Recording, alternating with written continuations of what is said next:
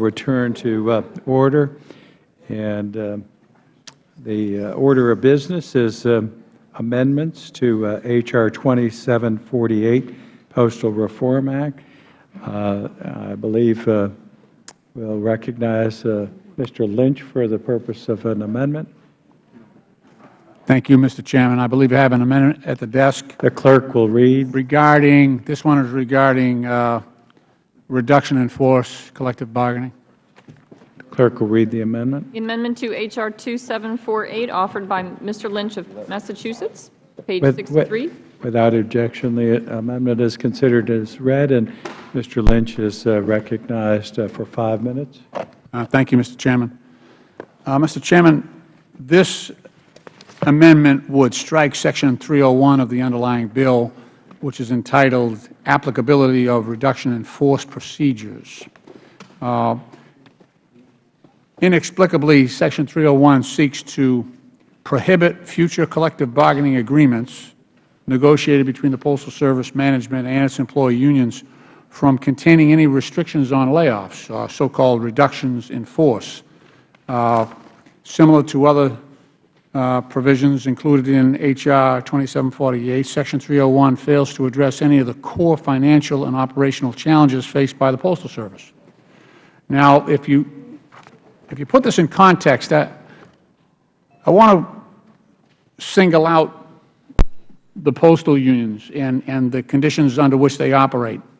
I was an iron worker for many years, president of the Iron Workers Union, negotiated many contracts for the iron workers as well as carpenters, stagehands, wardrobe workers. And for all those workers in the private sector, if they feel that a condition is unsafe or if they feel that they are being unfairly treated, they have the right to strike. Those workers, that carpenter can put down his tools, that iron worker can put down her tools. Anywhere in the private sector, workers, if they feel that the job is unsafe and that they cannot do that job in a responsible way, or if they're being unfairly treated, they have the right to stop work, the right to strike. We, in the government, we treat the postal workers differently. We have statutorily removed the right for them to stop working. We force them, regardless of whether they think the job is unsafe, as was the case after September 11th when our postal facilities were infected with anthrax and we lost 2 good postal clerks down at the Brentwood Postal Facility because of anthrax inhalation. Those workers must continue to work under the terms of the contract because we have put that in law. We have taken away the right of these workers to strike.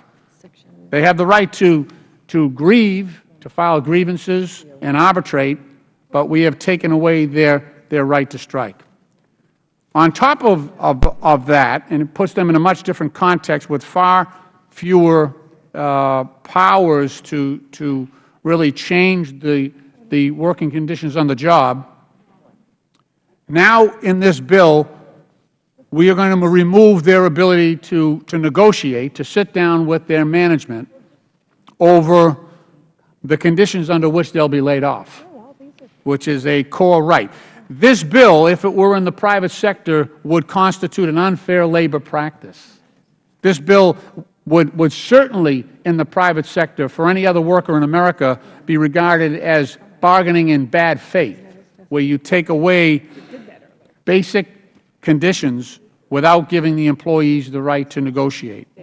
So what my bill would do would strike that section and allow the postal management and the postal employees unions to continue to negotiate. And I have to say, I have several copies of the most recent collective bargaining agreements between the postal unions and the postal management. And they're very, very, very modest with respect to what the employees have asked for. And the gains for management and the rights for management have been considerable. The average increase in salary is 1%, a 1% raise per year over the next 3 years. There are provisions here where workers, the new postal workers who are hired, many of them come in at far less wages than the workers who are currently employed or who have been employed in the past. So this is an important amendment. I think it protects the sanctity of collective bargaining. It doesn't mean that the postal workers will get a better deal in the next contract, but at least allows them to negotiate over the terms and conditions of their employment, and especially the reductions in force that the postal management might deem necessary in future years. I see my time has expired. I thank the gentleman for his courtesy, and I yield back. Well, thank you, Mr. Lynch, and I'm going to claim time to speak in opposition to the Lynch amendment. I know he has the best interests of the employees' postal union in mind, and he's trying to do all he can to, protect their particular positions. But unfortunately, today we're in a different era than the 1970s, when mail volume was expected to increase, and the benefit may have been justifiable then, but today virtually all our career postal union employees enjoy no layoff protections, and the no layoff protections have, in fact, effectively disappeared from the private sector over the last several decades. In fact, I just noted here that even by 2003, by a 2-to-1 majority, the members of the President's Commission on Postal Service supported a prospective end to the no layoff clauses. Now, it's my understanding, too, that a provision that we had that really would have terminated things sort of immediately has been tempered a bit in what's before us today, and I think it's a reasonable compromise. It does allow some of the contracts to be heard or carried out, and then the RIF provisions again would be instituted. So I think it's a reasonable compromise. But I do oppose the Lynch amendment for the reasons I've stated, and would urge a no vote. Are there others that wish to be heard? No others that wish to be heard. Then the question is on the amendment by the gentleman from Massachusetts, Mr. Lynch. All those in favor of the Lynch amendment signify by saying aye. Aye. All those opposed, nay. Nay. The nays have it. Ask for recorded vote. Mr. Lynch has requested a recorded vote.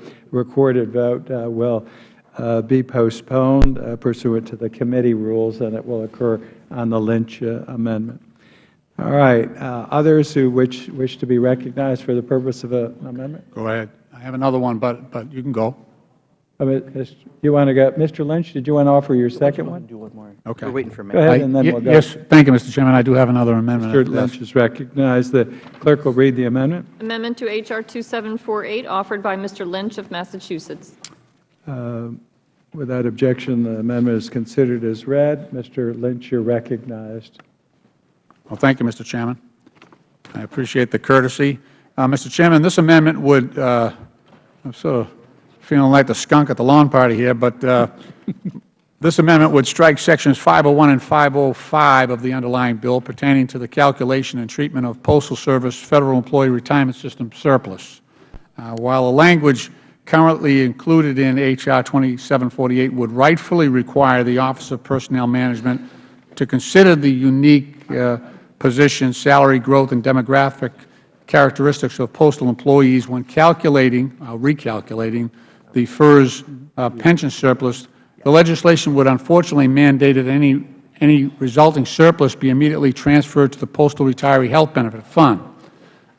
What this is talking about is, in plain English, is for years, for a considerable number of years, the postal employees, the letter carriers, the clerks, the mail handlers, the supervisors, and others, have been contributing to their pension fund at a rate that is greater than is required to meet their full benefits at the end of their working lives. So that was a mistake. It was a miscalculation. And so these workers were asked to over-contribute, unbeknownst to them, but now we have gone back and figured it out. And we are trying to figure out how much is that surplus. And as the Chairman has done, and I had requested, in calculating that surplus, how much is extra in that pension fund, we wanted to use the same characteristics of an employee in the postal industry. And we believe that, at least the Postal Inspector General believes it may be in the area of $11 to $12 billion, okay, that they have over-contributed to their pension fund. So what we're trying to do is use that surplus, rather than use taxpayer money, use the surplus that these employees have contributed to try to deal with some of the issues that the Postal Service has in front of it, some of the challenges that we have. And so the Chairman's bill would say simply pay over that multi-billion, $11 billion or $12 billion surplus over into the retiree health benefit plan, which is commendable in one sense. But it allows all these other needs to be neglected. And what my bill would do, what my amendment would do, would simply give the Postal Service the ability to indeed pay down the balance in their retiree health benefits. It would also allow them to address the amount of debt that they have acquired. They have a $15 billion credit limit with the United States Treasury. They could pay some of that down. They could also deal with some of their other operating costs. So this money that has been earned by each and every postal worker going out there and working a certain number of hours to generate this surplus, they would have the Postal Service would have the flexibility to work with them to address a plethora of problems that are before the Postal Service now. And my amendment gives that flexibility. The underlying bill does not. And I think it would be wise for us to, I mean, considering the challenges that we have in front of us, I think it would be wise to give that flexibility to the Postal Service to address that. And I think we would go much further in stabilizing the organization as a whole than just dealing with the costs of employee health benefits for those who have already left the service or those who will leave the service in the immediate future. So this amendment really addresses the long-term concerns of the Postal Service. I think it's a smarter way, a more effective way to rebalance and bring back into solvency the Postal Service, and emphatically without drawing on taxpayer reserves or relying on some type of bailout for the Postal Service by the taxpayer. I see my time is expiring, and I appreciate the courtesy of the gentleman and yield back the balance of my time. Well, I thank the gentleman, and again, probably well-intended. Unfortunately, sometimes the other side is sort of grasping at straws to save the system, and maybe well-intended, but as the former chair of the Civil Service Subcommittee, I'm very familiar with both accounts, both the FERS and the CSRS. Unfortunately, the gentleman is presenting to the committee a surplus that I believe is in the amount of $2.6 billion in the FERS account, but neglecting to bring forward the fact that, in fact, CSRS has a deficit of, I believe, $17.8 billion. Also, there's great amount of volatility in the way these funds, retirement funds, and accounts are handled. The swing can be as much as $10 billion in a year. So we can't be robbing Peter, who served the post office well and is counting on us, and we have a huge deficit in that older account. Many of those people are counting on us, and then take money which appears to be a surplus, but in fact is not. So with that explanation, I would be very much opposed to this amendment. Others wish to be recognized? Yes, Mr. Chairman. Cummings, the ranking. Thank you very much. I will yield a minute or two to the gentleman if he wants to respond to what the Chairman just said. Sure, absolutely. And I thank the gentleman. the $2 billion surplus, as it was calculated for workers all across America. That's why the number is so low. That's why we asked the Inspector General for the Postal Service to say, okay, we're trying to calculate the surplus in the postal pension fund. How do we calculate that most accurately? And what he did is he looked at workers who work a similar number of years in the Postal Service. He used that as the model, as the paradigm by which to determine how much of a surplus we had. If you apply that to workers all across America, there's a greater workers who go to work for the Post Office have steady employment for a number of years. They have predictable hours. There's no cyclical change in the industry as there are for other workers. So when they calculate the pension performance or the surplus for workers across the nation, it's much, much lower because you have highs and lows, you have many layoffs, you have seasonal and cyclical differences, for instance, in the construction industry. That doesn't happen. These people are all working indoors. That's why we can have a more accurate assessment of the surplus by looking at postal employees only, because this is a postal retirement issue. So the idea that the surplus is not there is not true, simply not true. Reclaiming my time. Yeah, thank you. Mr. Chairman, the base bill recalculates the Postal Service's obligations to the Federal Employees Retirement System and to the Civil Service Retirement System using postal-specific, and that's what the gentleman is talking about, criteria that reflect the unique demographics of the postal employees, and they are, in fact, unique when you compare it to the rest of the system. I and my colleagues on this side of the aisle strongly support calculating the Postal Service's obligations using the postal-specific criteria, and we applaud the Chairman's decision to include these provisions in the bill before us today. However, if, as the Postal Service Inspector General has indicated is likely, the recalculation of the Postal Service's contributions to FERS finds that the Postal Service has contributed more than it owes, the base bill would take this surplus and use it to pay the Postal Service's obligations to the Civil Service Retirement System and to the Retiree Health Benefits Fund. The amendment offered by Mr. Lynch would instead take that surplus identified by the initial recalculation of the Postal Service's contributions to FERS and use it to pay the Postal Service's debt to the U.S. Treasury. This would provide liquidity, which we need, to the Postal Service without requiring it to assume additional debt that the Chairman's bill would require it to take on. Under this amendment, any surplus in FERS identified in future years would then be used to pay the Postal Service's liabilities, the CSRS, and to the Retiree Health Benefit Fund. The Postal Service does not want any additional debt, and I believe any overpayments it has made to the FERS system should be used to meet its immediate cash requirements rather than to make payments to CSRS or to fund retiree health benefits. And I yield my last minute again to the gentleman from Massachusetts.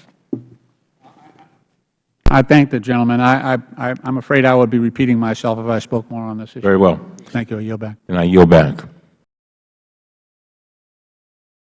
Ohio. I yield my. Yes, know what you're trying to do, but let me say I've always opposed, this isn't something I just come up with, to oppose. I remember very distinctly when we were trying to balance the budget we'd taken over in 1995. Mr. Gingrich was the Speaker, and we were looking for every bit of money we could to balance the budget and move accounts. The District of Columbia was running $750 million a year deficit, and the Speaker had proposed to take money out of it appeared a surplus in the D.C. retirement account.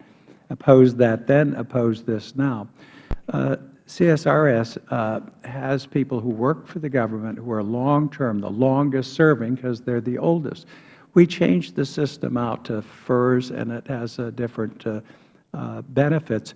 But the gentleman is completely ignoring the $17.8 billion and our obligation to meet that obligation to those people who served us a long time and been faithful employees. So I have to strongly oppose taking that money from FERS, which appears to be a surplus at this point, and ignores the responsibility to those who have served the very longest. So, again, regret that we can't reach a better accord on this, but I would have to oppose it and yield back to the gentleman from Ohio.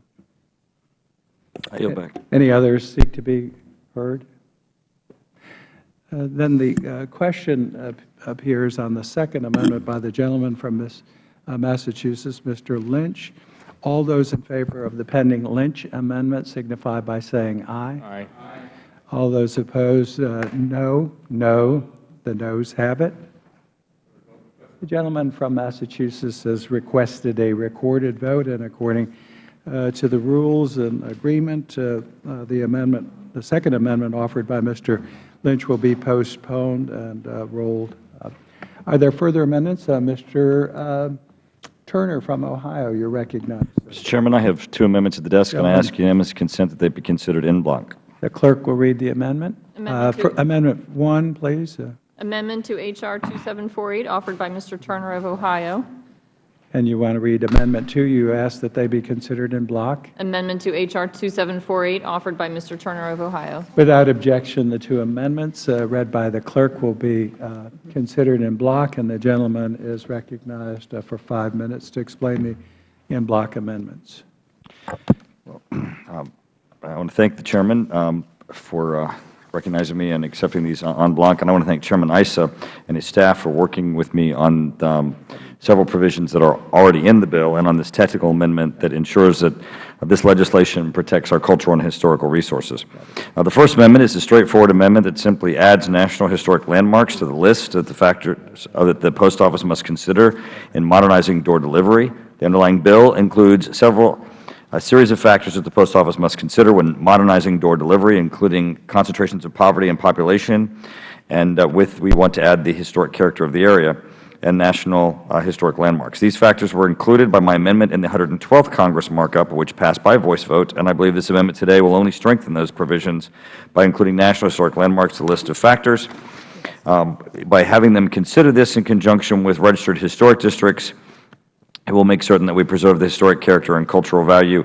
I think Representative Lynch has done a great job in diving into this bill, and in his perspective of it, I want to note in his district, we've got the Canton Corner Historic District and John Adams' birthplace and the Fairbanks House, all of which would have benefits from this. In my district, we have the Wright Cycle Company, where the Wright brothers worked to invent the plane, and the Dunbar Historic District, where Paul Laurence Dunbar, one of the first to claim national African-American poets of our country, resided.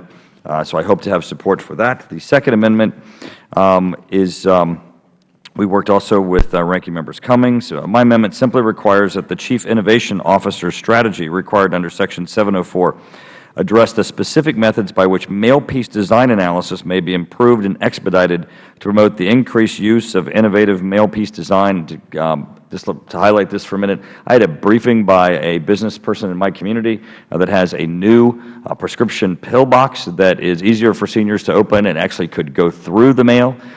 They're having a dickens of a time getting the Postal Service to sit down with them to allow this to occur. The Post Office currently hand processes round prescription pill bottles. This would just raise the issue. It doesn't address their issue legislatively, but it raises the issue that the Postal Service should be paying attention to innovations, because what's going to happen is if they don't pay attention to these innovators are going to leave the Postal Service. They'll go to the private carriers, and the Postal Service will never get them back. So they need to be at the table. When someone comes up and says, I've got something innovative that I'd like to actually send to the Postal Service, perhaps the Postal Service could actually pay attention and work with them. With that, I yield back. Thank the gentleman. Mr. Cummings. Mr. Chairman, I want to thank the gentleman for his amendments. I support the amendments offered by Mr. Turner to the underlying bill. The first amendment would require methods of mail-piece design and analysis to be improved and to expedite the approval process for such improvements. I think this is extremely important. As a matter of fact, a number of folks have come to me telling me that they had ways that they felt that the postal system could be more efficient and effective through various inventions or ideas. And so I think this opens the door. I think that's very important. We want to talk about innovation. We want to make sure that we have a vehicle, Mr. Chairman, by which they can get those ideas through. And I think that so, and the amendment offered by Mr. Turner encourages the Postal Service to think outside the box and provides the Postal Service with an opportunity to introduce new and innovative products. And so, as to the other amendment, I believe that strengthens historic preservation. And so both of these amendments, I think, are good amendments to the bill. It makes the bill better, and I support them. Thank you. Any others wish to be heard on the pending en bloc Turner amendments? Mr. Lynch. Thank you, Mr. Chairman. Just very briefly, I do appreciate the courtesy and the attention given to national historic landmarks and places in the gentleman's First Amendment. And I think as well, the emphasis on innovation is a step in the right direction. I support both amendments, and I yield back. Thank you. Any other members seek recognition on the pending en bloc Turner amendments? No further discussion on the amendments. The question then occurs on the pending en bloc Turner amendments. All those in favor signify by saying aye. Aye. Aye. Opposed, nay. The ayes have it. The amendment is agreed to. And he doesn't request a recorded vote, so that's the end of that one. Let me introduce Mr. recognize Mr. Pocan, the gentleman from Wisconsin, for the purpose of offering an amendment. Thank you, Mr. Chairman. I have an amendment at the desk. Clerk will read. Amendment to H.R. 2748 offered by Mr. Pocan of Wisconsin and Mr. Cartwright of Pennsylvania. Without objection, the amendment is considered as read, and Mr. Pocan is recognized to explain his amendment. Thank you, Mr. Chairman. This is an amendment from Mr. Cartwright and myself. I think as we look at this conversation, what we seem to be missing in much of the conversation we've had today is really the elephant in the room. And in my opinion, the elephant in the room is the pre-funding requirement that was placed in 2006. The fact that that alone is the most significant factor in problems that the Post Office is facing. We know that pre-funding has accounted for 80% of the losses since 2007 and 100% of the losses so far this year. Without the pre-funding requirement, the Postal Service would have had an operational profit between 2007 and 2010. And because of this strange, extensive pre-funding that no other organization, public or private, has to do, it's having real effects that we're seeing with the Postal Service. In my district, we're looking at possibly losing our processing center in our capital city, the second largest city of the state, and having that move, and people will have to have mail delayed and go literally across the state and back simply because of the problems that we're having with funding the Postal Service. But it's very clear that the largest chunk of the problems that we're having is from this 2006 requirement, and it's those dollars that are most affecting it. So we can cut back on services as are being proposed. We can cut back on the ease of access to mail as are being proposed. But the bottom line is, if we would simply get rid of this unnecessary and unfair requirement, the Postal Service would be largely repaired. Not to say there's not other things we have to do, but this is without question the largest and most significant factor out there that we should be dealing with. And with that, Mr. Chair, I'd like to yield some time to Mr. Cartwright. Thank you, Mr. Pocan, and thank you, Mr. Chairman. A strong and vibrant United States Postal Service is essential to the U.S. economy and our way of life. Postal Service is critical to the livelihood of small towns, small businesses, and millions of jobs across the United States. The U.S. Postal Service faces its worst crisis ever. It has reported an astonishing $41 billion in losses over the last 6 years, although an increase in email and online bill pay, coupled with, of course, the collapse of the housing and financial sectors, are responsible for a large part of this decline. We all know that the main cause of the Postal Service's financial crisis is the decision advanced by the last administration to require the USPS to pre-fund 75 years of future retiree health benefits in just 10 years, something that our colleague Mr. Mica has earlier described today as a pimple on an elephant's back. We beg to differ. The cost of this unaffordable, unprecedented annual pre-funding payment accounts for the vast majority of the losses reported since 2007. Rather than using a series of cuts in services, wages, and employees that would lead to the eventual death of the Postal Service, as some would like, I believe that these issues can be dealt with in a way which strengthens the Postal Service for decades to come. For these reasons, we offer this amendment, which would eliminate this ridiculously onerous requirement that the Postal Service pre-fund 75 years of future retiree health benefits in just 10 years. This would solve the most immediate fiscal problem facing our Postal Service. And now, Mr. Chairman, at this time, I should say Mr. Pocan and I are withdrawing this amendment in deference to Ranking Member Cummings and because we would like to work within the committee structure to fix this problem. And I yield back. Thank you very much, and we will work with you on the issue. It is addressed to some degree in the underlying bill, and we want to make sure we get to something that we can get as many people as possible to agree on. At this time, we're going to take a short break from continuing with the amendment process to this bill. As many of you may know, 15 years ago, two Capitol Hill police officers, John Gibson and J.J. Chestnut, were killed in the line of duty while defending all the members, staff, and guests at the U.S. Capitol.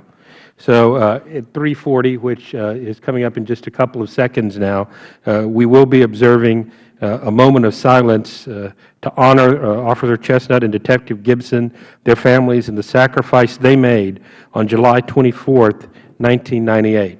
So if everyone would please stand for a moment of silence.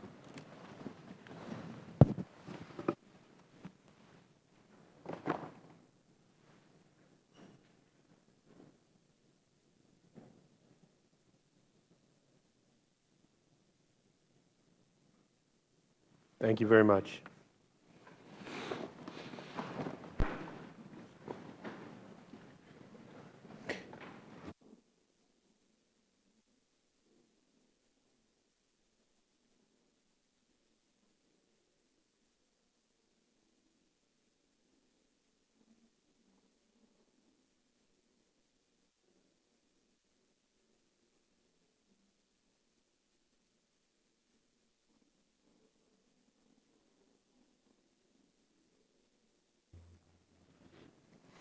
Does anyone else seek recognition?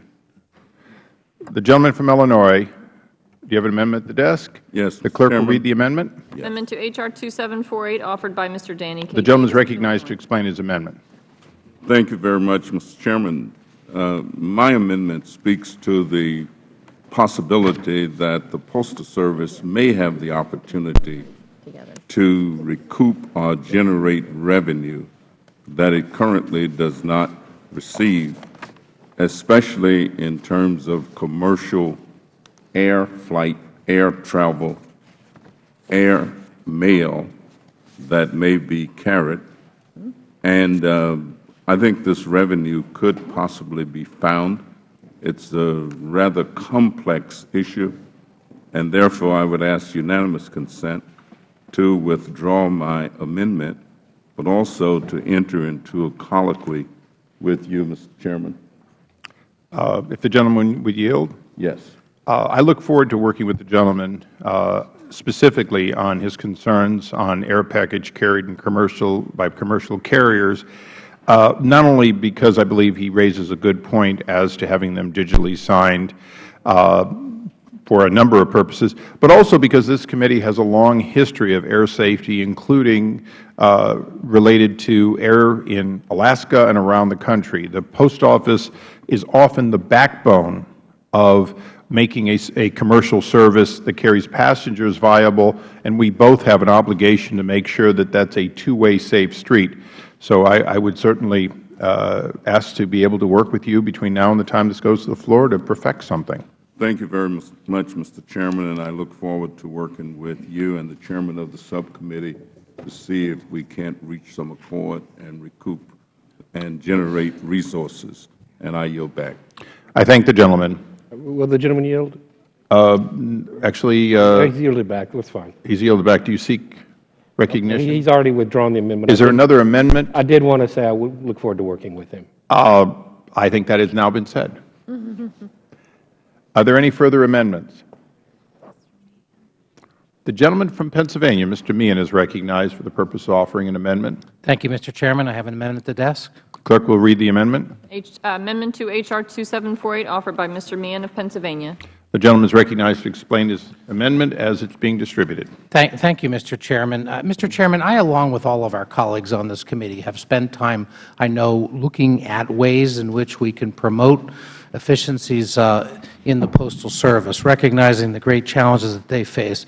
But we've also asked for some measure of accountability with regard to the process and decisions that they are making. And my amendment highlights how transparency and public input are successful to any kinds of changes that the postal system is about to make.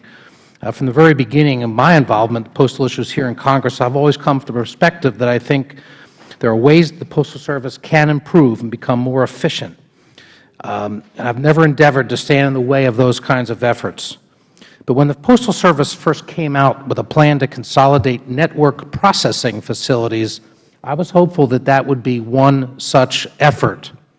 However, after becoming involved in the inner workings of the consolidation effort ongoing in the Southeastern Processing and Distribution Center in my own district, my frustration and disappointment with the process could not have been greater.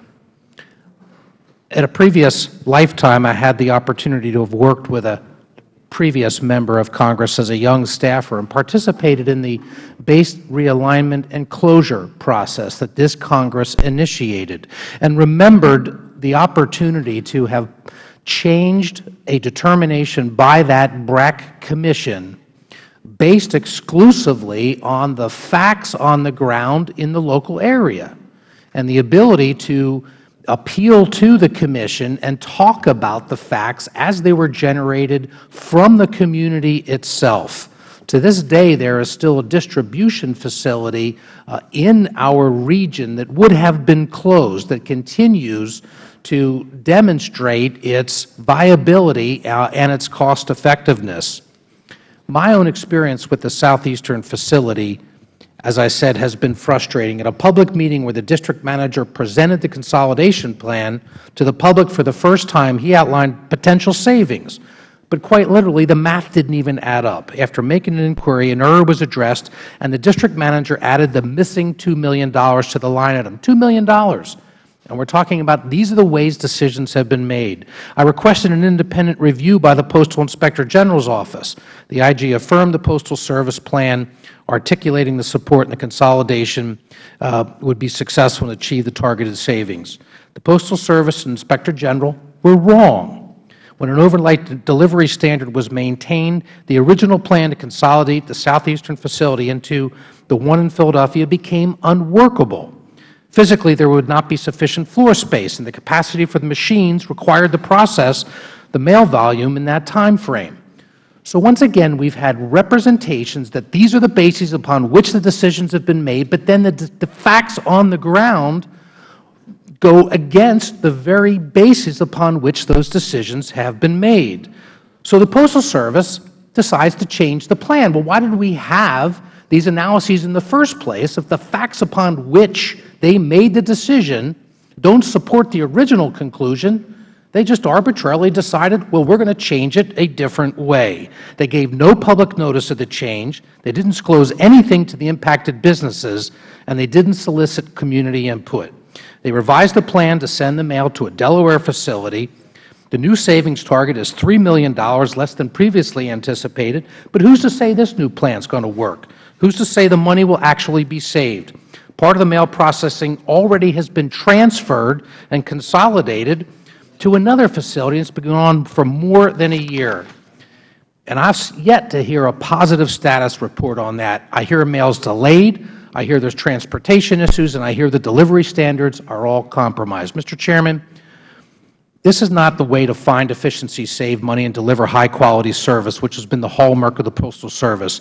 I ask for a commitment to address these issues. My amendment allows us to require that any changes be made seriatim to the distribution center so that we have my amendment is a sense of Congress that the delivery point of service mail for certain zip codes be transferred as they're transferred to their gaining facilities, that it be done individually, and that they have to be in a process of being able to demonstrate with the facts the efficiencies that are going to be realized before they put all of the facilities into another place and completely eliminate the southeastern facility.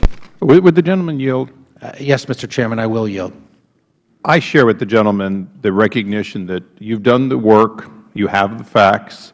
Clearly, this has been a failed process.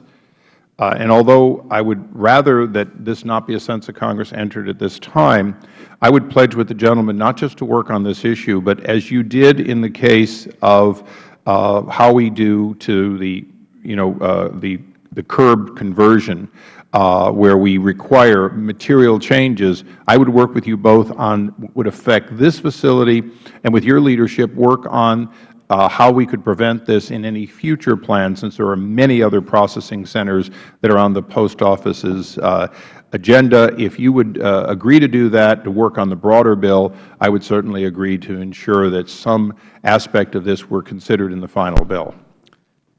Well, Mr. Chairman, I'm very grateful for that for that consideration. In light of the willingness of the committee and the Chairman to work with me on this, I withdraw the amendment. I thank the gentleman. Are there any further amendments?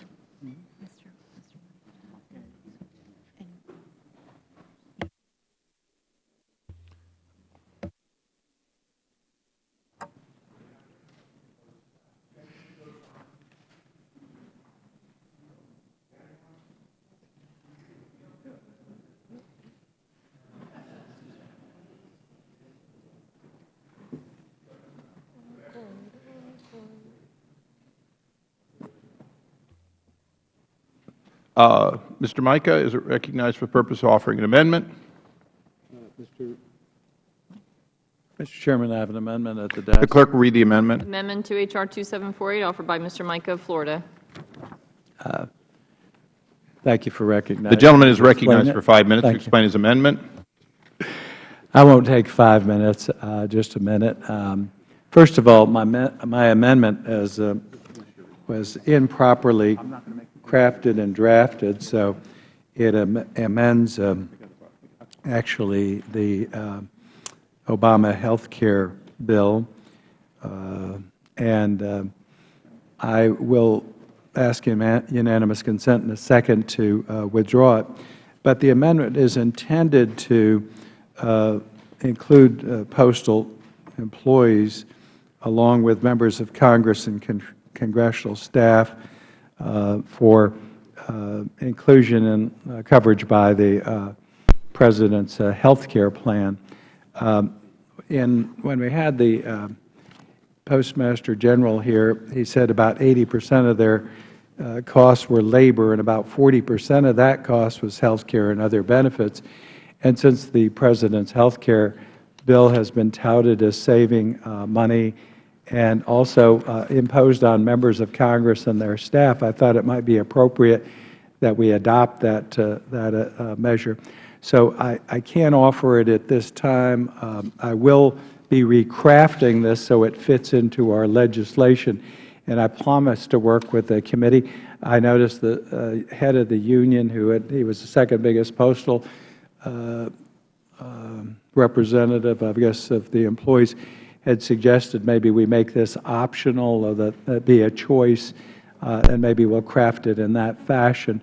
But I pledge to work with the Chairman and others to see if we can accomplish some health care savings and then spread the glory of the new proposed health care plan. Would the gentleman yield? Yes, I'd be glad to. I'd like to thank the gentleman for his recognizing that health care reform is essential, and particularly as the Postmaster and the unions agree, we have to find ways to provide excellent health care for our workers, but try to find ways to trim the price.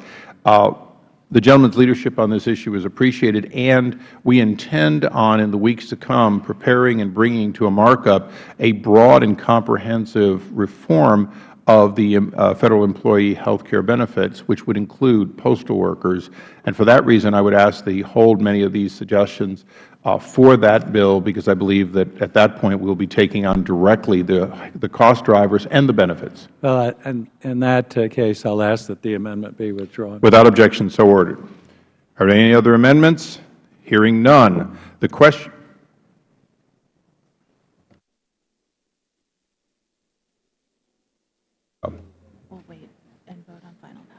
Okay. At this time, all amendments having been heard and previous amendments having been rolled, I would announce that we will hold the next round, a round of votes within 15 minutes of the conclusion of all other debate, or at 5 o'clock, whichever comes first. So we will vote at 5 o'clock. Let your members know that whatever we're working on will stop and do all these rolled votes so we can get it concluded at 5 o'clock. But that will give everyone an hour's notice as we continue calling up the next bills. And then we'll vote on the amendments and final passage all at that time on all rolled votes. We now call up H.R. 1541, the Common Sense in Compensation Act. The clerk will designate the bill. H.R. 1541, a bill to establish limitations for fiscal years 2013. Without objection, H.R. 1541 will be considered as read and open to amendment at any point. I recognize myself for an opening statement. H.R. 1541 brings common sense to the policies governing employee bonuses while still providing agency flexibility, recognizing outstanding performance. Depending upon the area of government, there are a wide variety of bonuses that are built up over time. And for example, 75% of the senior executives will receive bonuses of at least $6,000, while more than 650,000 defense civilian employees who are in the midst of 11 furlough days will not see that money and instead be furloughed. These bonuses come on top annual salaries ranging from $120,000 to $179,000. Following the President's decision to impose a 2-year pay freeze, the Administration issued a memo limiting the amount available to pay bonuses for fiscal year 2011-2012. In February, the Administration issued a memo limiting bonuses to those legally required, presumably mostly by labor agreements, and in June, the Administration suspended rank awards for senior leaders. The bill builds on the Administration's initiatives and codifies them in law, during sequestration, limiting the amount and number of bonuses paid to Federal workers during the period of sequestration. I want to thank Mr. Meadows for his continued efforts to bring common sense to the Federal Government's personnel policies and practices. And with that, I recognize the gentleman from Maryland, Mr. Cummings, for his opening statement. Thank you very much, Mr. Chairman. Mr. Chairman, I recently saw an article in Government Executive with a headline which asked, why would anyone want to work for the government? This bill and some of the other bills being considered here today are part of a continued Republican attack on Federal workers and caused me to repeat this question. Why would anyone want to work for the government? H.R. 1541 would eliminate all performance-based bonuses used to recruit and retain skilled and talented individuals in fiscal year 2013. These payments help the Federal Government carry out critical missions that serve and protect the American people. Among these awards are the Presidential Rank Awards for senior executives who saved the Federal Government more than $95 billion last year, quality step increases for our highest Federal employee performers, and awards to law enforcement officers for foreign language capabilities. Although this legislation would allow agencies to grant awards and bonuses in fiscal year 2014 and 2015 up to a maximum of 5% of a Federal employee's basic pay. This is an arbitrary cap and eliminates agencies' flexibility to target priorities, including by rewarding their best performers. I'm very concerned about the harm to employee engagement, morale, and the Federal Government's recruitment and retention efforts if Congress eliminates agency discretion to provide bonuses and awards. In 2012, the analysis of best places to work in the Federal Government, the Partnership for Public Service and Deloitte examined Federal employee satisfaction with performance-based rewards and advance in their agencies. They found unsettling results. Only 4 out of 10 Federal workers believe that they will be rewarded or promoted for doing good work. In addition, a December 2010 World at Work survey of its private and public sector employer members found that bonus programs had positive effects on employee engagement, motivation, and satisfaction. Our Republican colleagues claim that this legislation is necessary because difficult financial times and sequestration call for the imposition of these measures. Agencies are already complying with a February 2013 administration directive to significantly reduce and eliminate bonuses and awards. By imposing additional arbitrary limits, this bill would take away agency discretion to award bonuses to fill critical skill gaps in areas such as nursing, information technology, cybersecurity, and acquisitions. For these reasons, I oppose H.R. 2579. I understand that the majority will be offering an amendment in the nature of a substitute. I reserve the balance of my remarks for the substitute. I thank the gentleman.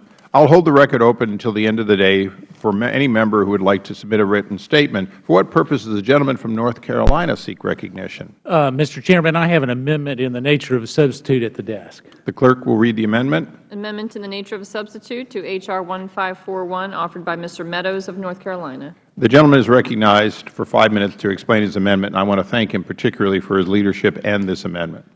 Well, I thank you, Mr. Chairman, and for your leadership. This amendment in the nature of substitute highlights the fact that with a growing list of abuses by Federal agencies, Americans are rapidly losing trust in their government. At the same time, bureaucrats collect large bonuses, often without merit, at the expense of hard-working taxpayers. In fiscal year 2011, 75% of senior executive service employees throughout the Federal Government received bonuses at an average of $10,889 per person. The Common Sense and Compensation Act not only places a limit on the size of Federal employee bonuses, but also limits the number of senior executive service employees who may receive performance bonuses in any given year. It limits Federal employee discretionary bonuses to no more than 5% of base salary in any calendar year in which sequestration is in effect. It also limits the total amount of senior executive service performance awards to 33% of all SES employees in a given agency. That percentage is roughly half of the number of SES employees currently receiving bonuses. In addition to reining in bonus pay, this bill essentially puts oversight measures in place. If an agency wants to award bonuses to more than 33% of the SES employees, it must petition the Office of Personnel Management and notify Congress. Earlier this year, as sequestration approached, Federal officials across the government warned of massive furloughs. And yet agencies continue to hand out millions of dollars in bonuses to senior employees. The government's decision to furlough hundreds of regular, often blue-collar Federal workers while senior employees cash in is unacceptable. The IRS, which continues to make headlines for abusing its power by targeting groups for their political beliefs, is a prime example of an overgrown Federal agency that doles out enormous bonuses to senior employees. Between the years of 2006 and 2012, IRS Director of Exempt Organizations Lois Lerner was paid a combined total of $110,000 in bonuses. Ferris Fink, the senior IRS official best known for his starring roles as Mr. Spock in the Star Trek parity at the IRS conference, received bonuses of $149,000 between 2007 and 2012. By Mr. Fink's own admission, the lavish 2010 conference, originally reported to cost some $4.1 million, actually could have cost between $5 and $6 million. That same year, Mr. Fink was awarded $30,975 in a bonus award. The Federal Aviation is another example where they threatened 90-minute waiting delays for airline passengers in the weeks leading up to sequestration. However, they continued to handle out $12 million in bonuses during the fiscal year 2012, despite already knowing that sequestration would likely occur. These bonuses exemplify Washington's spending problem. A national debt of $17 trillion and unemployment of 7.5% should not add up to millions of dollars in bonuses. It's time that the government stop furloughing workers who depend on paychecks from week to week while awarding hundreds of thousands of dollars in bonuses to senior employees. The Common Sense and Compensation Act is sound legislation designed to stop these abuses and prevent the government from handing out millions in taxpayer dollars to Federal employees under the guise of bonus pay. And with that, I yield back, Mr. Chairman. I thank the gentleman. Does anyone else seek recognition? The ranking member is recognized for 5 minutes. Yeah, Mr. Chairman, this amendment in nature of a substitute imposes during sequestration a cap of 5% of basic pay on the amount of bonuses that Federal workers can receive, and a limit on the number of senior executives who may receive performance awards to 33% of those eligible to receive them in the agency. This substitute amendment raises the same concerns that I had with the base bill, and for that reason I do oppose the amendment. Representative Lynch will be offering an amendment that will prevent agencies from violating the terms of existing collective bargaining agreements, which is consistent with current administration guidance to Federal agencies to restrict bonuses unless they are legally required. And with that, I will yield back. I think, would you perhaps yield to the gentleman? I yield. Okay. Thank you. I thank the gentleman for yielding. I want to add my voice in opposition. You know, if this piece of legislation were purely standing on its own merits, it may make sense in tough times. But it has to be seen in the context of an unrelenting assault by the majority in the 112th Congress and in this against Federal employees. We've frozen their salary 2 years in a row, and we're about to do it for a third. We've gone after their compensation. We've raided their savings. We tried to use their pensions to fund transit in the transportation bill. They are the only group who's been asked to make a substantive contribution to debt reduction. And here we go again. Now, for a group that says we ought to run the government like a private company, I don't know what private company would treat its employees this way. I don't know what private company would give up the tools it has to enhance performance and productivity. Now, let's take the SES piece for a second here. SES is a pay-for-performance system. It was created by the Bush administration in 2004 to more closely align with the private sector, and they don't actually get bonuses, they get performance awards based on that performance system. And those bonuses are determined by the Performance Review Board. They're discretionary and not automatically given. Now, you can argue, given an era of furloughs, by the way, entirely something we helped create through sequestration, unnecessary, could be corrected, should be eliminated, should be corrected, but okay, that we just can't afford any kind of performance award, discretionary or otherwise. But I guess I would submit that from a management tool point of view, especially in tough times, giving this up by statute, I think, is penny wise and pound foolish, and is only designed to further demoralize a Federal workforce that feels under assault and will contribute on top of a heap of other actions and words by this Congress and the previous Congress to problems we're going to have in recruiting and retaining the workforce of the future, especially as we compete with the private sector. It is important to recall that about 47% of the existing Federal workforce is eligible for retirement over the next decade. And how you're going to go on college campuses and say, you know, I think a 30-year career in Federal service is exactly what's calling you, when we have so disparaged Federal service and so made it unattractive in terms of compensation and benefits, including this one, I do not know. And I yield back the balance to the ranking member, and I thank him for yielding to me. The gentleman yields back.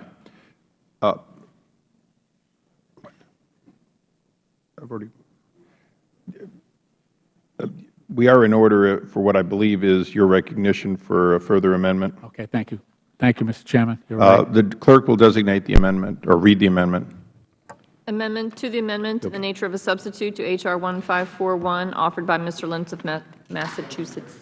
The gentleman is recognized for 5 minutes to explain his amendment to the amendment in the nature of a substitute. Thank you, Mr. Chairman. And I appreciate the efforts of the gentleman in the amendment in the nature of a substitute, and I understand the frustration with the IRS videos, the waste of taxpayer money. So we have no daylight between us in terms of our feelings on that. And if there are ways that we can carve out a response to that irresponsibility, then I'm with you.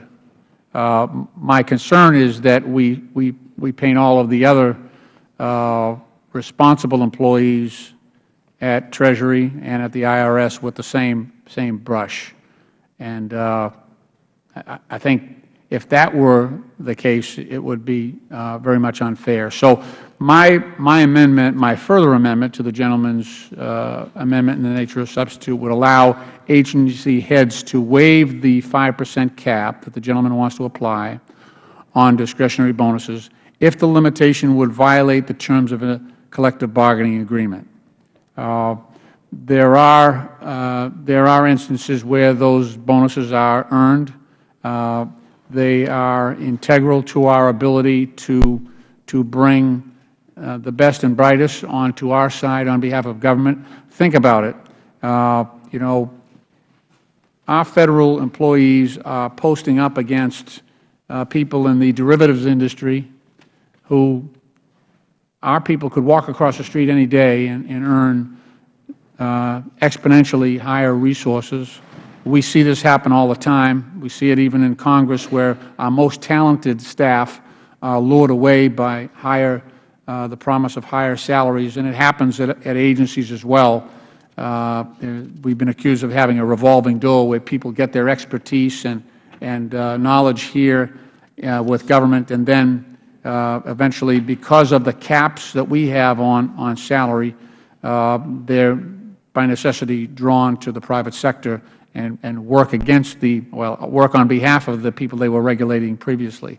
So what we're trying to do is to strike a balance here where, of course, we can't match the salaries that the private sector pays, but we are trying to retain the best and brightest and attract the best and brightest that we can. I think by placing a 5% cap on the amount of awards Federal employees can receive, H.R. 1541 may interfere with collective bargaining agreements.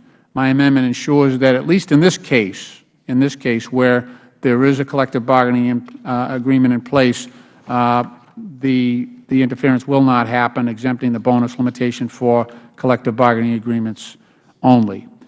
Clearly, sequestration has caused serious challenges for agencies trying to meet their mission. They've got far fewer resources that they have to meet their missions. Congress, however, should not be overriding collective bargaining agreements agreed to by agency with the specific circumstances of their employees and of their agencies in mind, and with the hope of retaining extremely valuable employees. So while I do respect and admire the initiative by the gentleman, I am hoping that this one carve-out might be allowed in the instance where collective bargaining agreements are in place. With that, Mr. Chairman, unless there's someone else, yield back. I thank the gentleman. I like his amendment so much. I have an amendment to his amendment that I'd like to call up at this time. The clerk will read the amendment. Amendment offered by Mr. Issa of California to the amendment offered by Mr. Lynch of Massachusetts. I'll recognize myself briefly to explain the amendment. The gentleman from Massachusetts, Mr. Lynch, makes a good point, and I think it's an excellent one, and I agree with it, that it is not and shall not be the policy of this committee to arbitrarily interrupt what could be, in cases that we have not fully researched, some collective bargaining agreements that would be affected by this. Therefore, my amendment limits this bill, when there is a collective bargaining agreement affecting it, from taking effect until a new contract. That way, it is on the table at the time of negotiation, and unions can, and other groups for that matter, but particularly unions, can in fact make the argument for base salaries and other compensation in an environment knowing that one-third of their members can receive bonuses and of no more than 5% under Mr. Meadows' bill. And I would yield the remainder of my time to Mr. Meadows to speak on this. Well, I thank the Chairman, and I think his amendment, and certainly with your amendment as it provides getting in the way of collective bargaining, is not what we intended to do. I do want to speak very briefly as a businessman. I've had a number of employees that have worked for me, and there are two different issues here. One is what I'm hearing is base pay. The other is bonuses. And I can tell you that I'm all for paying people for performance. But when bonuses get to the point where you're paying them out consistently to more than a majority of the people, what it does, it has the reverse effect. You know, in North Carolina, we talk about running away from the bear. And if you're going to run away from the bear, you got 4 people that are running. You don't have to be the fastest. You just have to make sure that you're not the slowest. And what this does is it just makes sure that you're not in the bottom quartile. And as long as you get in the top 75%, you get your bonus. And that's not what motivation is all about. What we have to do is make sure that we pay those best performers.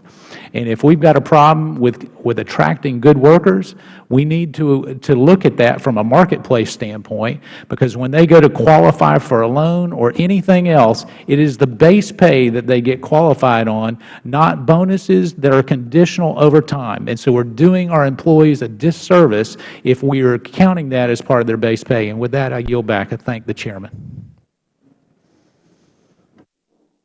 I thank the gentleman. Mr. Lynch? Yes, if I might just strike the last word. Of course. The gentleman is recognized for 5 minutes. Thank you. Here's the problem. The wording of the Chairman's further amendment would incorporate the cap automatically in future collective bargaining agreements without a word being spoken.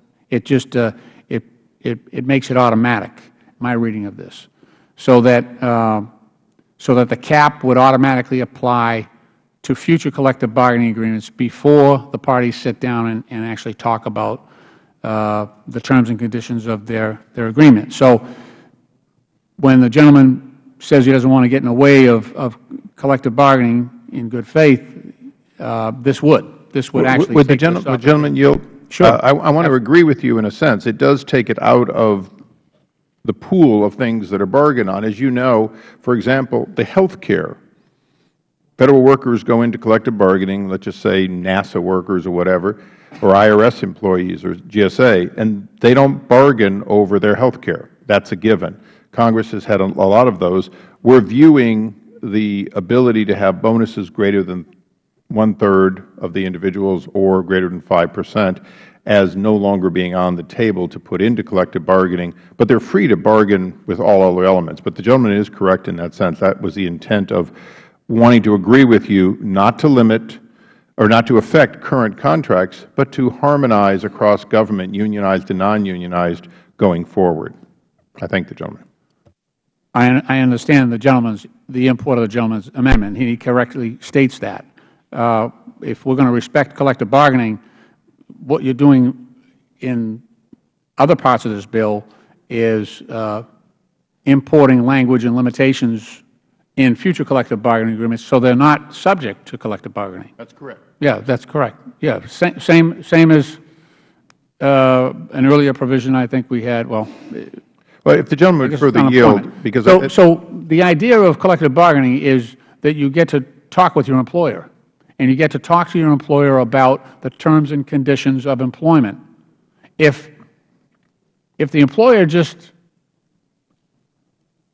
gives you a take it or leave it deal, that is not collective bargaining. That is something else. It's bulwarism, where employers just came and said, okay, we'll talk about a few things, but all these others we're not. That's not good faith. That would be an unfair labor practice. It would certainly be bad faith bargaining. Well, if the gentleman would yield, if this were the private sector, we would have a different discussion. There's no question. But the Federal Government already does this, and this is codified in longstanding law going back to Franklin Delano Roosevelt.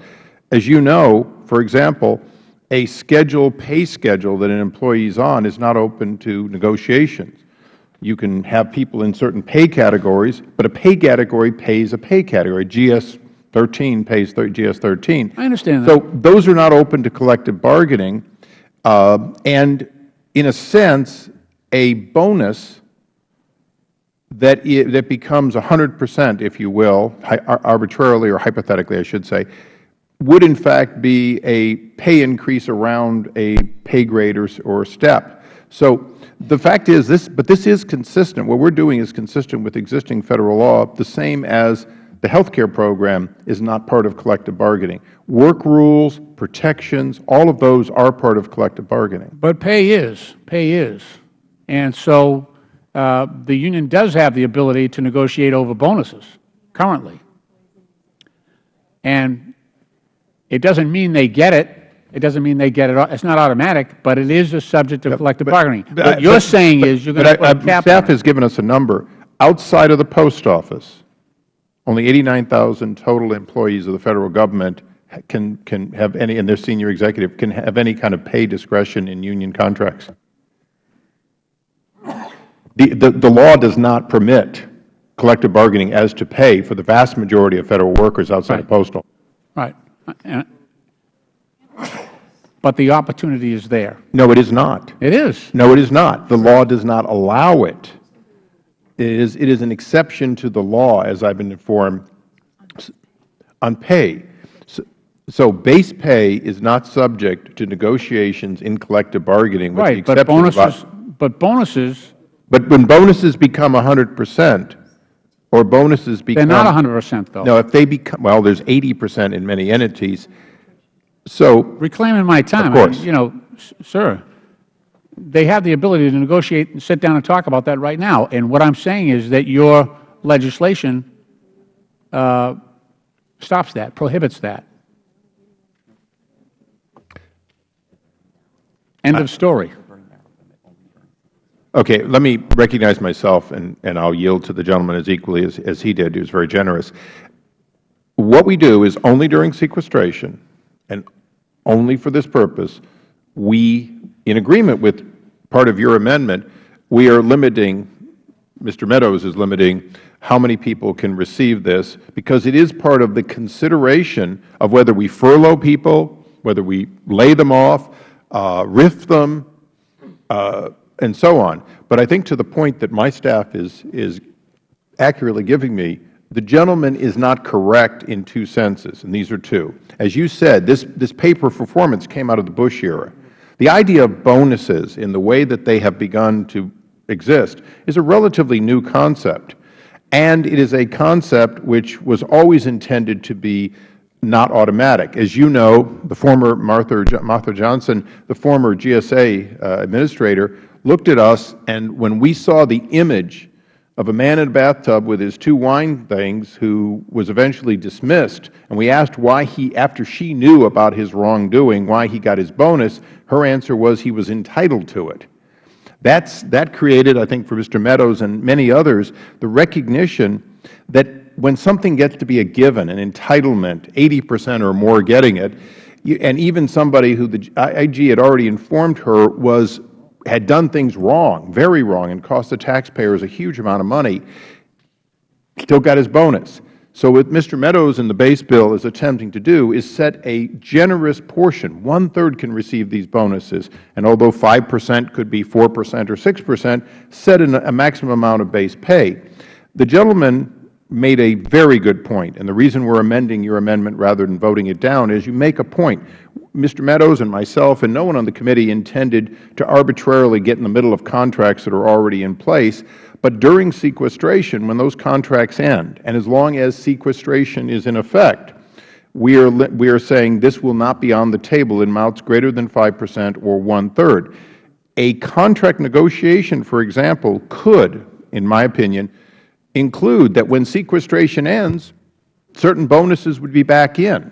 So we are limiting a trigger over something that you in your opening statement said Congress did, or maybe Mr. Connolly said, Congress did it to itself. Congress can undo it. But during sequestration, at a time in which we're seeing people furloughed, the leadership by the new commissioner of the IRS, who made a decision of bonuses versus furloughs and decided to use it, and it's being challenged. But he's decided not to furlough people and not to bonus people so he could get more work with a given amount of money. Now, the gentleman may not agree with it. I may or may not agree with it. But we're trying to craft something that respects existing contracts. During sequestration, set up a situation for any contract that comes up, but only as to sequestration. It's very narrow. And this is in an environment in which essentially pay is not negotiable for the vast majority of Federal workers who go into contract negotiation. Like I say, 89,000 outside of the Post Office. The Post Office is clearly a different case, and we know for why. But we dealt with the Post Office earlier, where we want them to get what they negotiated in money, but we also have to get to where we have the right number of workers. I'd yield to the gentleman for his statements. Look, in a very plainly stated case, if there's no negotiation available on compensation for the employees. You mean on bonus?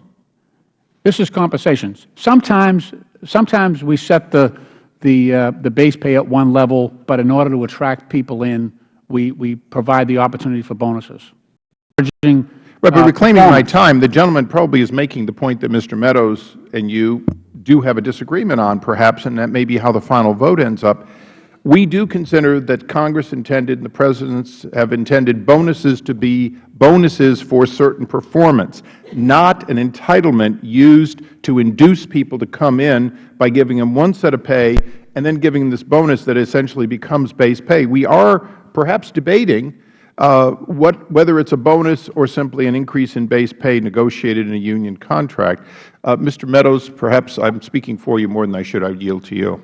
No, I thank the gentleman, and the point is well taken. And here's where we get with so much of this. The gentleman makes a valid point, but having negotiated and been part of groups that have negotiated with the IBEW, the OPIU, I've been part of those negotiating teams. This does not stop that negotiating. In fact, what it will probably be is a way to negotiate for other benefits. They will bring this out and say that we can't get the same number of bonuses, and so they will use it that way. However, but here's the other part of that. There is one part in this bill that says that if it is justified, that you can go above that 33% cap if you go to the Office of Personnel Management. I covered that opening and informed Congress. And so with that, even with that 33% limit, there is a rationale that if it merits that we can go and invade that. But certainly, dealing with existing contracts is not what I intended to do, but going forward, we have a role as Congress to oversee it, and when bonuses become normal, they do not provide an incentive. And that's just I mean, there's reams of studies that would show that when they become an expectation and entitlement, performance is not affected by it. And I think Here's what I'm saying, and I'll let it go at this. When it comes time to negotiate the next collective bargaining agreement, you have already set the terms by law. That's what I'm saying. You have set the terms by law, by the operation of law in this bill. You've settled it. So it's not open to negotiation. So if we do it by putting a pay freeze in, which we have done for multiple years, 3 years now in a row, pay freeze, that also affects the bottom line for those contract negotiations going forward. would the gentleman yield for just Sure. Would yield to the gentleman for this extended last round before we call the question.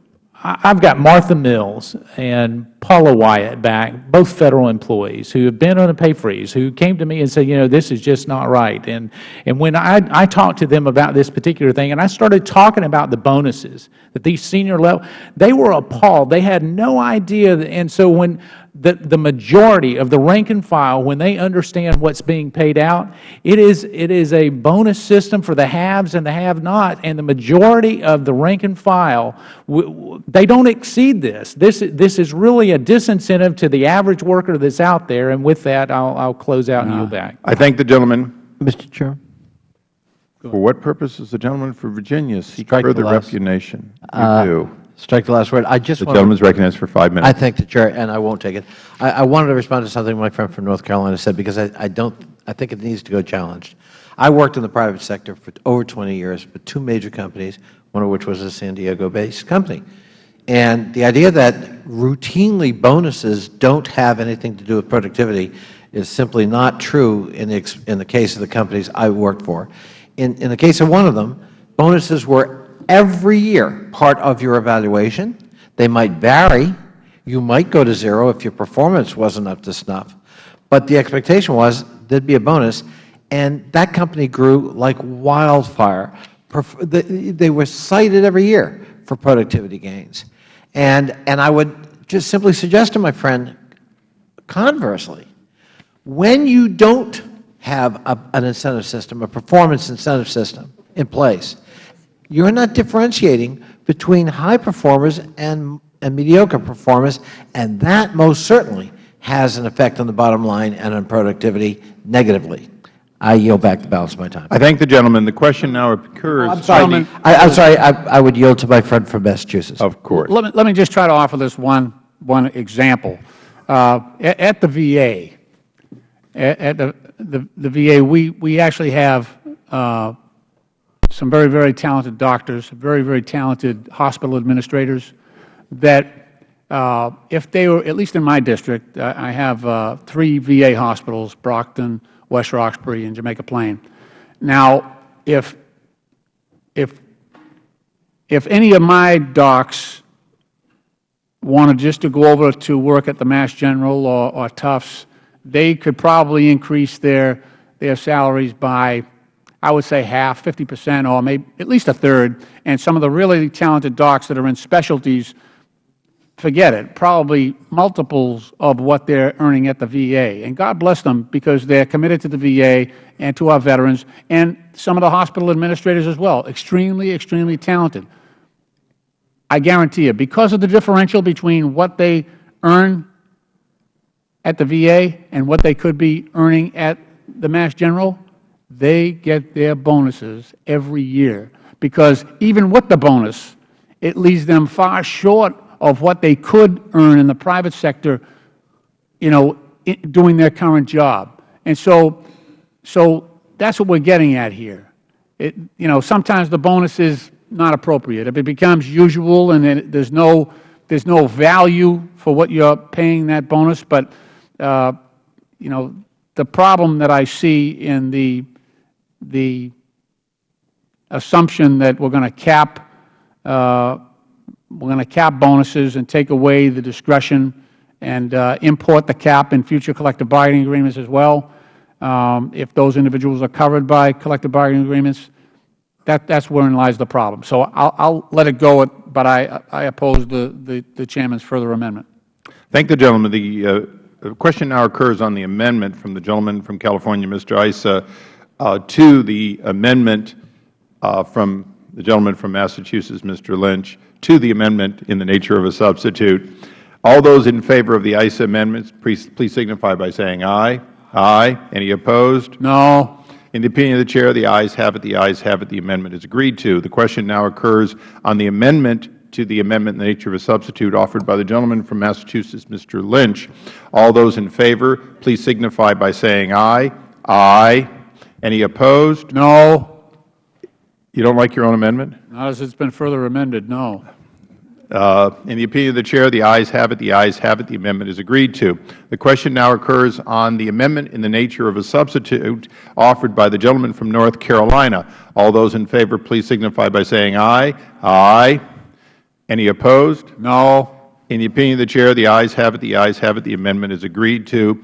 The question now occurs on the bill itself as amended, H.R. 1541, the Common Sense in Compensation Act. All those in favor signify by saying, I move that the Committee on Oversight and Government Reform report the bill H.R. 1541 to the House with recommendation that it do pass as amended. The question is on favorably reporting H.R. 1541 to the House as amended. All those in favor signify by saying aye. Aye. Any opposed? No. In the opinion of the Chair, the ayes have it. The ayes have it. The H.R. 1541 is reported to the House as amended. Yes. I just asked that the requisite number of days for following any additional views. So ordered.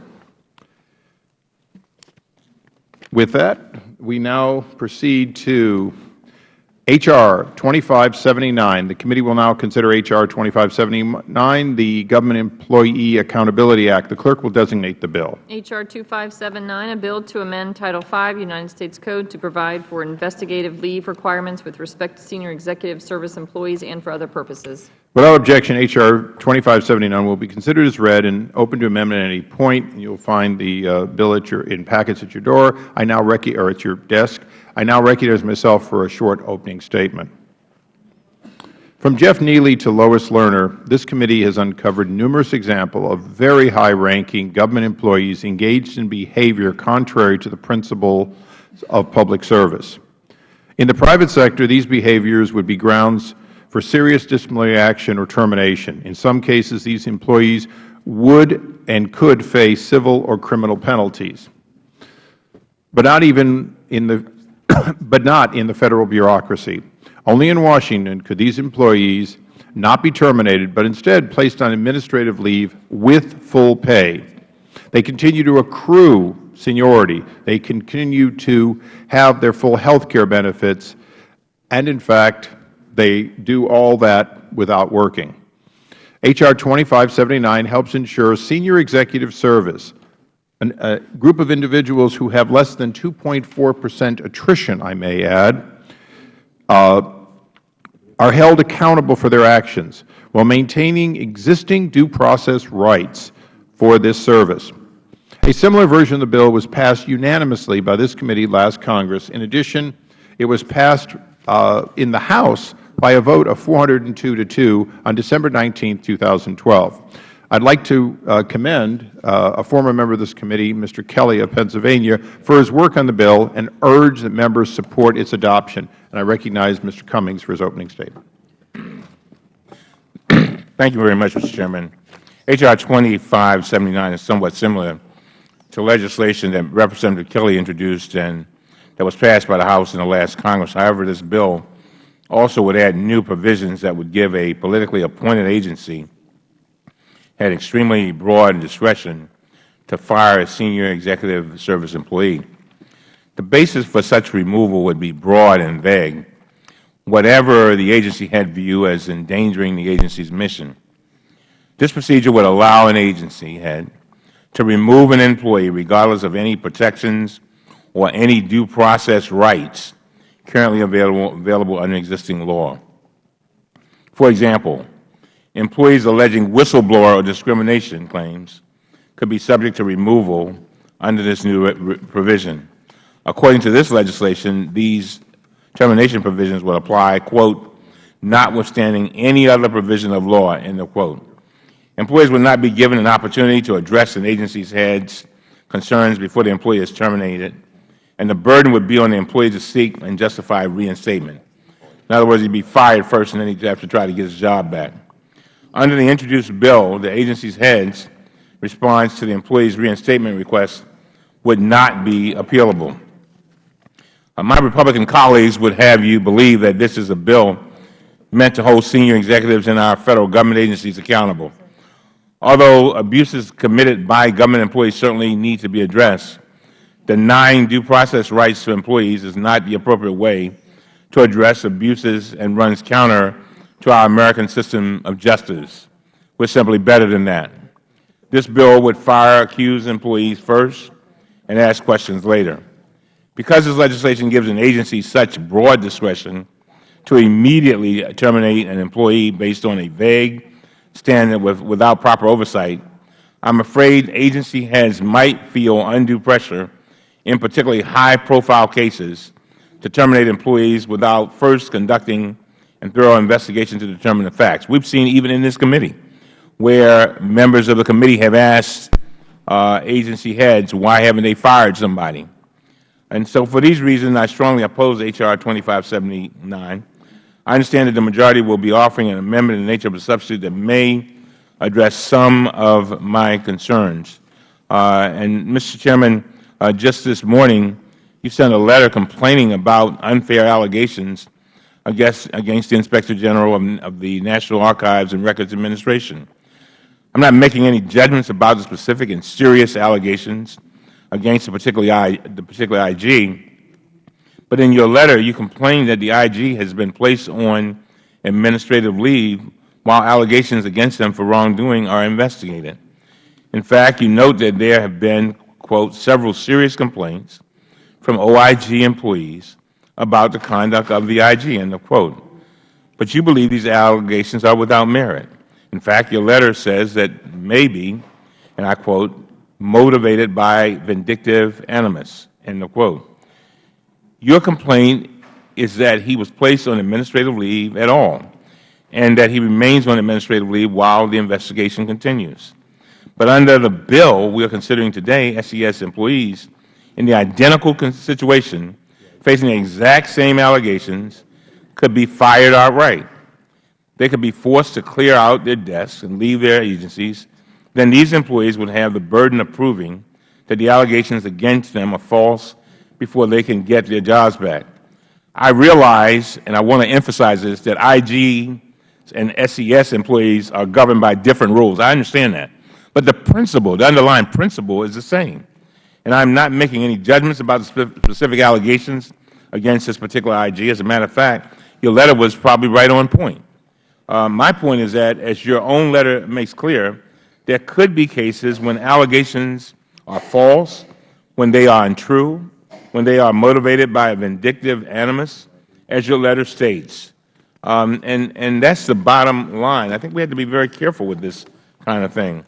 We should not shift the burden onto the employee to prove their innocence. We should allow agencies to do what they do now, to place employees on administrative leave while they actually conduct a responsible investigation to determine the facts. I would simply go back to the biblical saying, do unto others as you would have them do unto you. We are, in this country, innocent until proven guilty, and this seems to reverse that. And so, with that, I yield back, Mr. Chairman. I thank the gentleman. I would now ask that the amendment in the nature of a substitute be called up. It was originally listed as a fair and vote, but I call the amendment. The clerk will read the fair and vote amendment. Amendment in the nature of a substitute to H.R. 2579 offered by Mr. Issa of California. I thank the gentleman. I recognize myself briefly. The previous speaker was exactly right. This is a good bill, but it needed to have a number of technical changes, including there was never an outright intent to hold SES employees as a full at-will, but rather we're modifying this to ensure that the Merit Systems Protection Board does have input, that there is a 30-day period and a department head review. We believe that this is a balanced approach, much more similar to the private sector than not, but still having additional benefits. It does, as the gentleman says, Mr. Cummings, it does in fact recognize that in some cases, high-profile cases and the like, there may be a rush to try to take action. Therefore, we're requiring the department head make a serious review of whether it's appropriate, and the head may choose not to terminate the person, may still choose many of the things avail, but this is intended to empower that situation in which it quickly gets the individual subject, in some cases, to an outright, everyone knows where it's going to end up situation before the Merit System Review Board Merit System Protection Board, I'm sorry, sooner. And with that, I would recognize the actual author of the amendment for the balance of the time, Mr. Farenthold. Thank you very much, and I appreciate your recognizing me here. And what this does is it ensures that SES employees terminated under this authority retain their right to appeal before the Independent Merit System Protection Board in Federal Court. These due process provisions will ensure the SES workers are treated fairly when terminated for misconduct that endangers the agency mission, and only after the agency head determines other procedures cannot be invoked in a manner consistent with efficient running of government. It also places limits on the standard for removal, limiting the action to neglect of duty, misappropriation of funds, or malfeasance. This standard is similar to the removal provisions for members of the Federal Labor Relations Authority, Office of the Special Counsel, and Office of Government Ethics, all independent agencies charged with upholding fundamental civil service principles. This amendment helps ensure independent oversight of the removal authority, which will ensure use of the optional tool is free from political influence. The Federal Government has allowed itself to lose the faith and trust of the American people. The past few months of news have only solidified the public's worst suspicions about those entrusted with positions of power in Washington. And though it's good to be suspicious of government, it's also government cannot function without the trust of the people. We gain our power to govern from the people.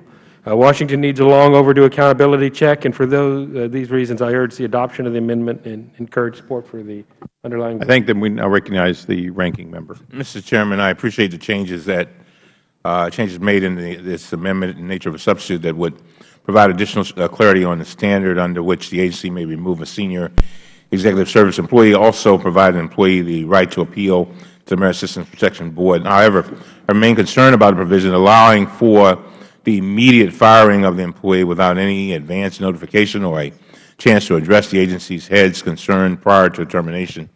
This retains the policy of fire first and ask questions later. I also remain concerned that the removal provision could be used to remove employees alleging whistleblower or discrimination claims without proper due process and proper protections.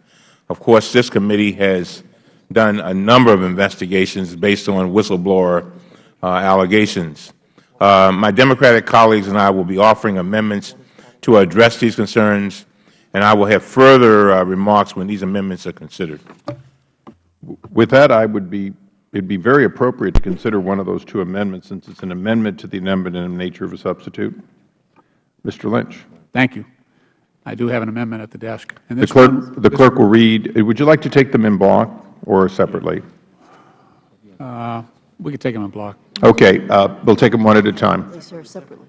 I'm sorry. We want to do it separately? Yeah. I think because I think we're more than willing to take It's a little bit confusing if we try to take them together, but one at a time. So we'll do. Okay. Which one do you want to do first, sir? We have a There's one for, actually, you know what, the due process one is the one I'd like to focus on. amendment offered by Mr. Lynch of Massachusetts to the amendment in the nature of a substitute offered by Mr. Issa to H.R. 2579. The gentleman is recognized to explain his amendment. Thank you. Mr. Chairman, what this would do is really address the due process concerns that Mr. Cummings just raised previously, especially for cases where an employee may be terminated for, in violation of anti-discrimination laws or whistleblowing statute. Under the amendment in the nature of a substitute, the individual employee is fired right away, and then given the opportunity later on to try to get their job back. But importantly, what is not included is any due process rights for that person to say, hey, wait a minute, I'm being unfairly terminated here. The section that I would like to, under Section 7543, yeah, I got it, of Title V of the U.S. Code, has a section on the cause and procedure, and it allows, number one, at least 30 days advance written notice, unless there is reasonable cause to believe that the employee has committed a crime for which a sentence of imprisonment can be imposed, and stating the specific reasons for the proposed action. Number two, it gives them a reasonable time, but not less than 7 days, to answer orally in writing and to furnish affidavits and other documents in support of the employee's position. It gives them an opportunity to be represented by a representative or an attorney, and it requires the agency, in making their decision to fire this individual, to actually give a written decision, a specific reason at the earliest practicable date. So that allows the employee at least the opportunity to rebut the decision to terminate them, where in fact the reasons may be, as the gentleman from Maryland pointed out, discriminatory reasons that are impermissible under the law, or in retaliation for whistleblowing, for example. So what this would do is import a due process provision for those employees before they're put out on the street. I would. Mr. Chairman, I think we ought to be extremely sensitive to this because, as you know, we've had people come sit at that desk right there and tell us that they were worried about losing their jobs, being transferred, because they felt they were whistleblowers and they felt that they were either in danger or that something had already happened to them to jeopardize their employment.